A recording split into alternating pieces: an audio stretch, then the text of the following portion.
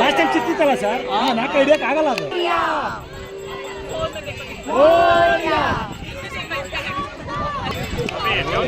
ಅಲ್ಲ ಇನ್ನೂ ಮಳೆ ಬಂತು.